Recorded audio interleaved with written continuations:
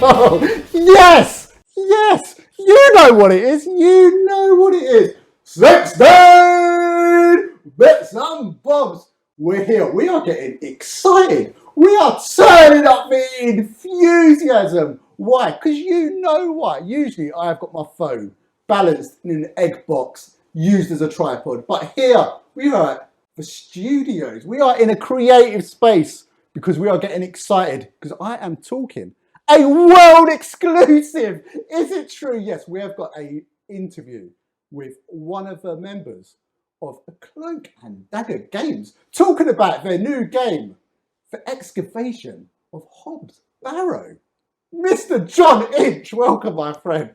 How you doing? Well, first of all, thanks so much for having me. And I did not realise from seeing your videos that you had this lavish studio that you've been holding out on us. Absolutely brilliant. I've been waiting for this occasion to unleash the studio upon you. I'm truly honoured. And why not? Why not?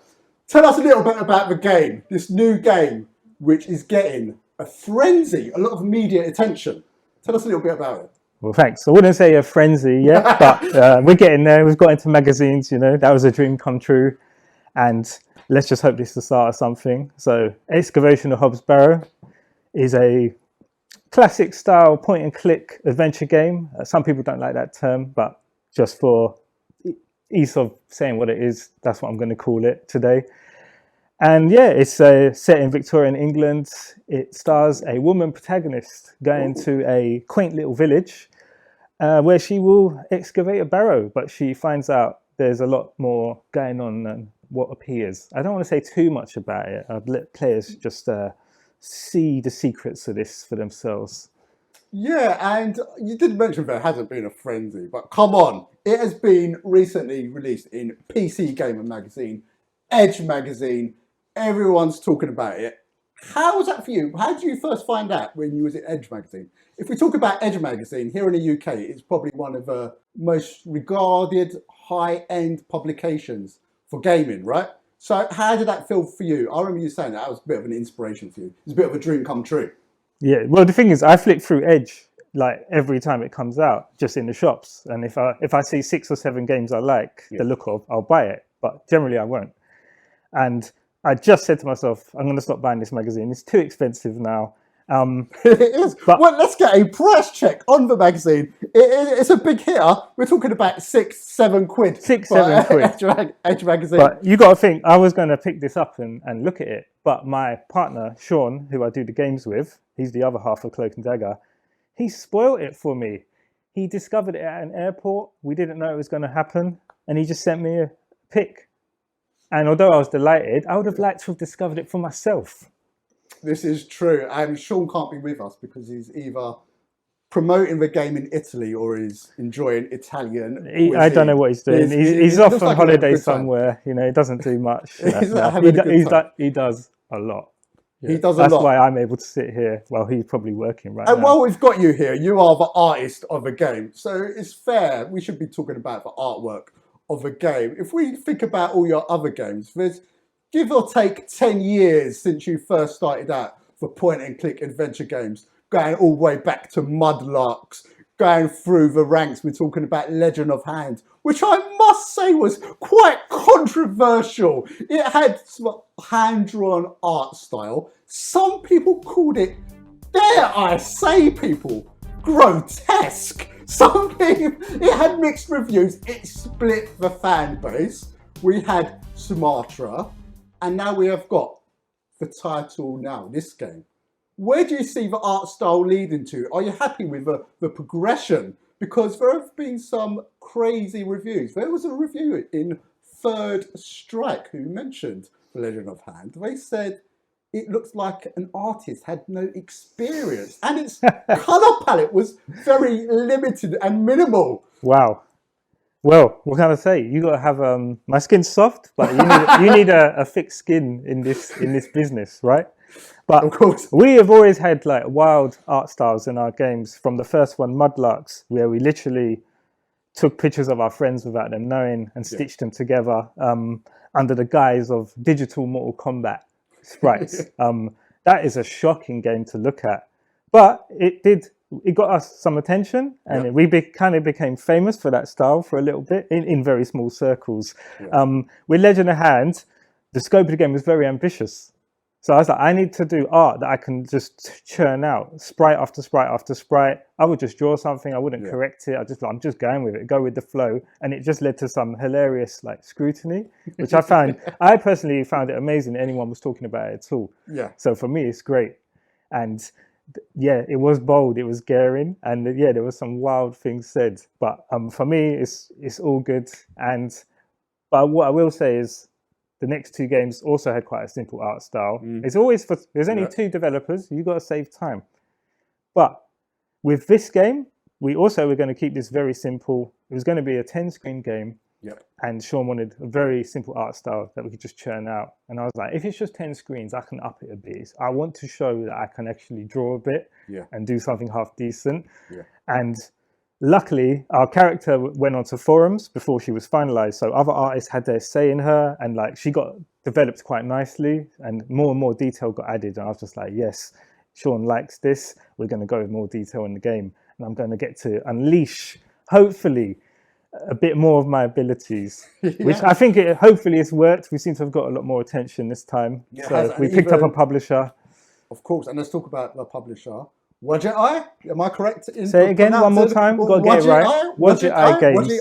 Wadget Games. Who've picked it up with no confusion to Dave Gilbert and Ben Gilbert, Ron Gilbert, the Gilbert brothers. They're not brothers. They get confused. They're in the same line of work. They're in the same line of work. And talking about that other publisher, recent bombshell released just a week ago, Monkey Island. Now, going back, my love for point and click games has come all over again with a release of Amiga 600 Mini. And I've been playing all those games like Simon the Sorcerer and Monkey Island. And we'll talk about Monkey Island just briefly because it is a big name in the point and click world. Yeah, definitely.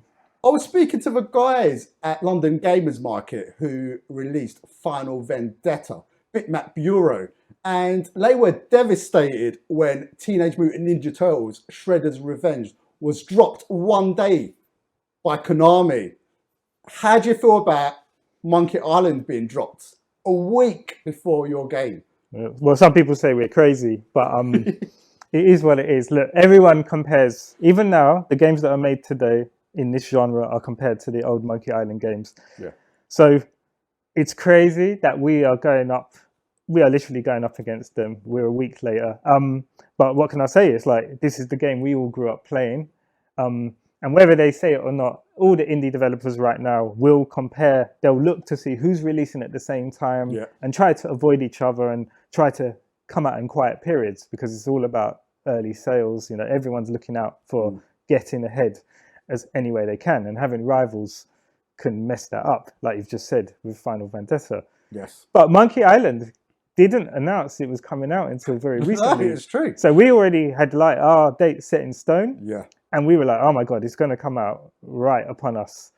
And it has turned out to be almost the case. Yep. But then we sat back, thought about it. You can't panic. It's happening now. And wow, like just to be in the same conversation as that game is like pretty amazing. Yeah. So we'll just have to see how it goes and hope that when people finish that game, they come onto our game. Absolutely. And everyone watching, check it out. You know, we've got to jump on this game. I was also going to mention, where do you see yourself in this? How do you feel when people talk about point and click games? Where do you see yourself in that genre? Like I just mentioned a moment ago, I've really got into the point and clicks. It seems like these retro indie inspired games are making a massive comeback at the moment. They're really popular. But where do you see yourself? Do you see yourself more of a Monkey Island, the Simon the Sorcerer, the Zach McCracken, or the newer breed? Where do you see yourselves in that genre? So a lot of people working on these games will constantly be compared to the games from the 90s. Yeah. And a lot of people, even people who review the games, it's almost like they're unaware that half these games have carried on in the indie scene for some time. Some of the best titles from this genre have come out in the last few years. That's why we're very happy with this publisher, because they've made some of the best games of this genre. So I personally, although our style harks back to that era, I very much think our game is modern and of this time. You know, we're not trying to limit it. in those ways. We're not trying to stick to the rule sets of that time, which sometimes you get caught up in. And at the beginning, I was like, do I need to keep my art style exactly how it would have been in those days? And then I saw another game came out called Death Trash, and it looks great. Yeah. The artist just went crazy with this pixel art, and I was like, yes, that's me too. And I'm just like, I'll do it how I want to do it. So that's where we're at. Awesome stuff, awesome stuff. Where can people download the game? Where can we find it? What is the release date? Promote it, big it up. Where can people find it? So, as you said, a week after Monkey Island, pretty much. It's going to drop on the 28th of September. Ooh. It'll be initially on PC, Mac and Linux. So Steam is like a major platform where you can get it. And yeah, please do check it out. What did you think of the game? I absolutely love it. And I've got to agree with the magazines in regards to the art style. I can definitely see an improvement from the ghastly Legend of Hand. Is it true? Now wait a minute. Some people love that art style. Some people love it. Do you know what? Art is subjective, right? It depends if that's your style, you like it or not. Please, everyone, the 16 bits and bobs community, the gaming community, the retro community, the gaming community in general, check it out, please. Mr. Inchman, Mr. John Inch, thank you so much, my friend. It's been an absolute pleasure. Thank you for having me. Thank you. Yes, people. You know what it is. You know what it is. 16 bits and bobs. My name is Thomasina Bateman. I'm here to visit a local landmark, Hob'S Barrow. I heard about a Hob'S Barrow somewhere out there. There's some old stories about it. Surely you don't believe these tales of goblins and curses to be true? Samuel boarded up that barrow for a reason. Something unnatural occurred, I know it. Is there a single barrow in England that doesn't have some ghastly tale attached to it? Don't mind the locals, miss. They mean well, believe me. Give us a kiss now, won't you? Tell me, Miss Bateman, do you believe in God? Who were lost in visions of hell itself. The devil. I saw the devil. What madness is this? Something is wrong here.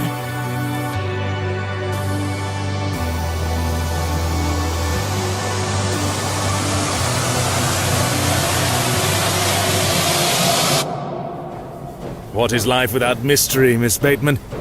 A predictable stagger to the grave?